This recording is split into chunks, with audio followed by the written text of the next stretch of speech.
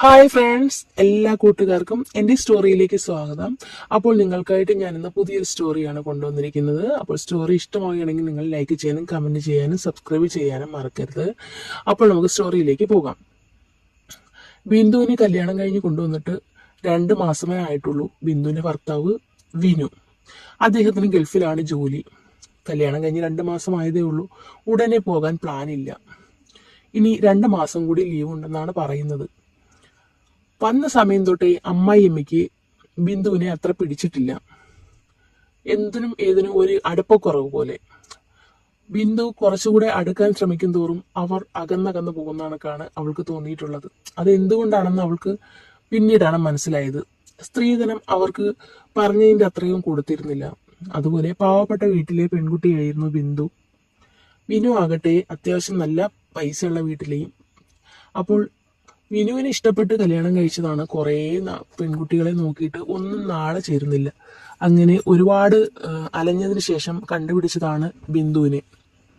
അതുകൊണ്ട് തന്നെ വിനുവിന് ബിന്ദുവിനെ ഒരുപാട് ഇഷ്ടമാണ്. പക്ഷെ അമ്മായിയമ്മയ്ക്ക് അത്ര പിടുത്തമല്ല. അമ്മായിയമ്മയ്ക്ക് ഒരു വേലക്കാരിയായിരുന്നു ആവശ്യമെന്ന് അവൾക്ക് പലപ്പോഴും തോന്നിയിട്ടുണ്ട്. അവർ അടുക്കളയിലൊന്നും അവളെ സഹായിക്കാറേ ഇല്ല.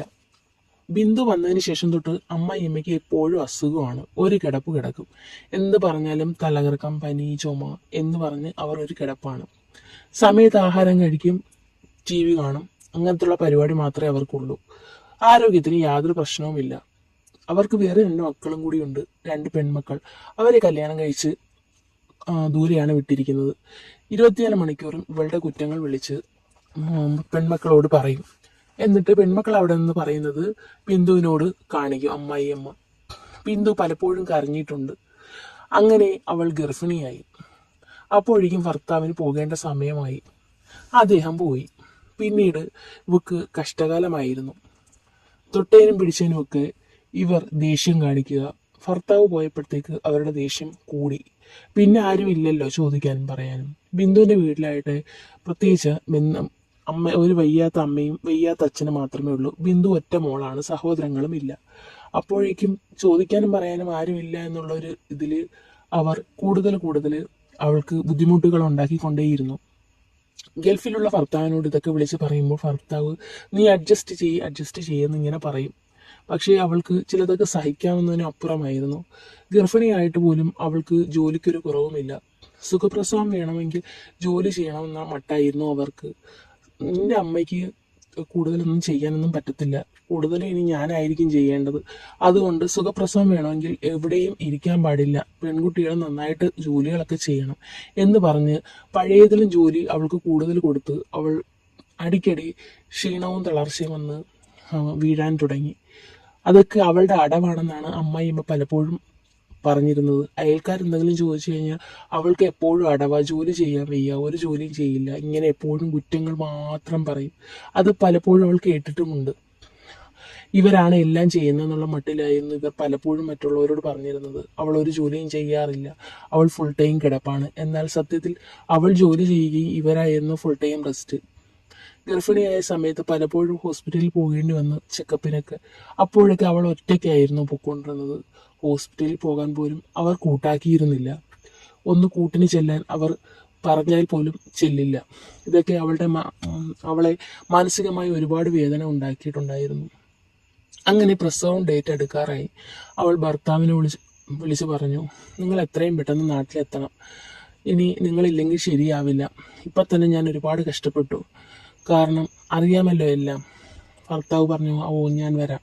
അങ്ങനെ അദ്ദേഹം എമർജൻസി ലീവിന് നാട്ടിലെത്തിയതിനു ശേഷം പിന്നെ അവൾക്ക് ആശ്വാസമായിരുന്നു. എന്തിനും ഏതിനും അദ്ദേഹം എല്ലായിടവും കൊണ്ടുപോകും. ഒരു പ്രശ്നവും ഉണ്ടാവാതെ അദ്ദേഹം കെയർ ചെയ്യുന്നുണ്ടായിരുന്നു. അങ്ങനെ പ്രസവത്തിനും കാര്യങ്ങൾക്കുമായി ഭർത്താവ് മുൻപന്തിയിൽ തന്നെ ഉണ്ടായിരുന്നു. അവൾക്ക് പ്രത്യേകിച്ച് ഒരു കുറവും ഉണ്ടാക്കാതെയാണ് എല്ലാം അദ്ദേഹം നോക്കിയത്. വീട്ടിൽ വന്നതിന് ശേഷവും അമ്മായിയമ്മയ്ക്ക് ഞാനെല്ലാം ചെയ്യണം എന്നുള്ള നീരസമായിരുന്നു. കുട്ടിയോട് കാര്യമായിരുന്നുവെങ്കിൽ അവളോട് അത്ര ഇഷ്ടമല്ലായിരുന്നല്ലോ. അവളോട് നേരത്തെ അവർക്ക് ഇഷ്ടമല്ല. ഇപ്പോൾ കുട്ടിയോട് കാര്യമുണ്ട്, അവളോട് ആ ഭാവം തന്നെയാണ്.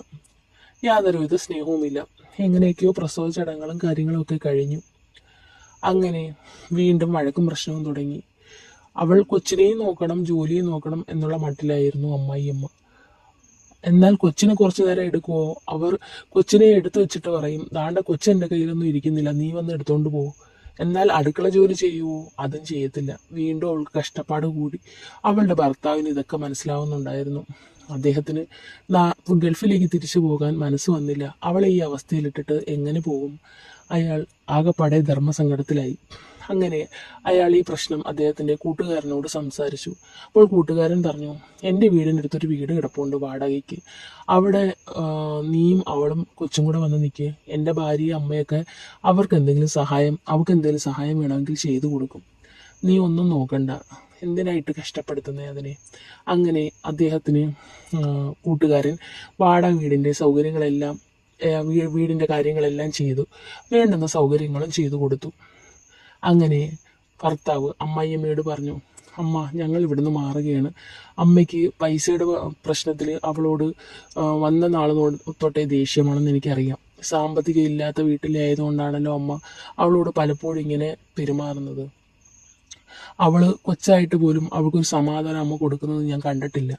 ഇനി ഇത് പറ്റത്തില്ല, ഞങ്ങൾ മാറുകയാണ്, മാറി താമസിക്കാൻ തീരുമാനിച്ചു. അത് പറഞ്ഞതും അവൾ ഞെട്ടി. തൻ്റെ ഭർത്താവ് തന്നെ ഇത്രത്തോളം മനസ്സിലാക്കുന്നുവെന്ന് അവൾ അറിഞ്ഞിരുന്നില്ല.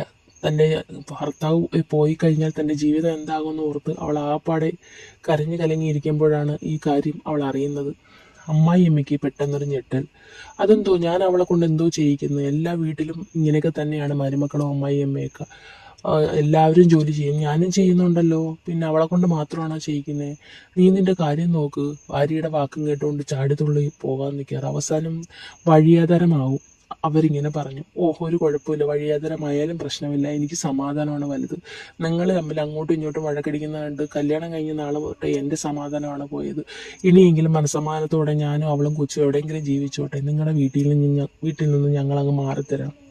അങ്ങനെ അയാളുടെ ഭാര്യയും കൊച്ചിനെയും കൊണ്ട് അവർക്ക് വേണ്ടുന്ന അത്യാവശ്യ സാധനങ്ങളുമായിട്ട് പുതിയ വീട്ടിലേക്ക് താമസമായി. അതിനുശേഷം അവൾക്ക് പിന്നെ സ്വർഗമായിരുന്നു. മനസ്സമാധാനം ഉണ്ടെങ്കിൽ കഴിച്ചു, ഇല്ലെങ്കിൽ ഇല്ല. മനസ്സമാധാനമുണ്ട്, തൊട്ടനും പിടിച്ചനും കുറ്റമില്ല, വഴക്കില്ല, അതെടുത്തുകൂടാ ഇതെടുത്തുകൂടാ, അവിടെ പൊക്കൂടാ ഇവിടെ പൊക്കൂടാ, ജോലി ചെയ്തുകൊണ്ടേയിരിക്കണം, റെസ്റ്റ് എടുക്കാൻ പാടില്ല. പക്ഷേ അവൾക്ക് സ്വർഗം തന്നെയായിരുന്നു ഈ വാടക വീട്. അവർക്ക് ഭാര്യയും ഭർത്താവും കുഞ്ഞുമായിട്ടുള്ള സ്വപ്നതുല്യമായ ഒരു ജീവിതമായിരുന്നു പിന്നീട് അവരങ്ങോട്ട് നയിക്കാൻ തുടങ്ങിയത്.